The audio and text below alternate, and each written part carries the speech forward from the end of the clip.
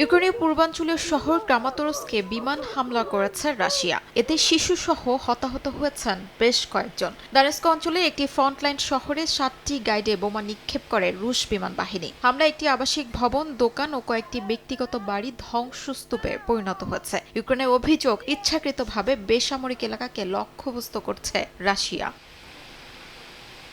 এদিকে রাশিয়ার ভেতরের দূরপাল্লার হামলা আরও জোরদার করতে বিশেষ কমান্ড গঠনের ঘোষণা দিয়েছেন ইউক্রেনের প্রেসিডেন্ট ভলোদিমির জেলেনস্কি। একই সঙ্গে অ্যাসাল্ট ইউনিট ও ড্রোন বাহিনীকে একীভূত করে নতুন দ্রুত প্রতিক্রিয়া বাহিনী গড়ে তোলার কথাও জানিয়েছেন তিনি। জেলেনস্কির ভাষায়, রাশিয়ার যুদ্ধ চালিয়ে যাওয়ার সক্ষমতাকে দুর্বল করতে সব ধরনের সামরিক সক্ষমতা একটি কমান্ডের অধীনে আনা হবে।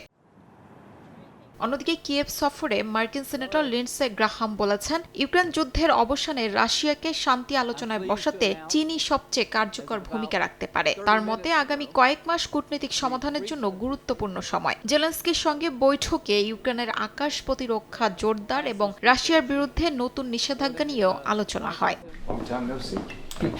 বৈঠকে গ্রাহাম বলেন, প্রেসিডেন্ট ভলোদিমির পুতিন এখনও শান্তি আলোচনায় প্রস্তুত নন। তবে ইউক্রেনের সামরিক সক্ষমতা বাড়ানো, রাশিয়ার উপর কঠোর নিষেধাজ্ঞা আরোপ এবং বেইজিংকে মস্কোর উপর চাপ প্রয়োগে রাজি করানো গেলে যুদ্ধের অবসানের পথ তৈরি হতে পারে। তার দাবি, রাশিয়ার বিরুদ্ধে দীর্ঘদিন ধরে প্রস্তাবিত নিষেধাজ্ঞা বিলের প্রতি এখন ট্রাম্প প্রশাসনেরও সমর্থন রয়েছে।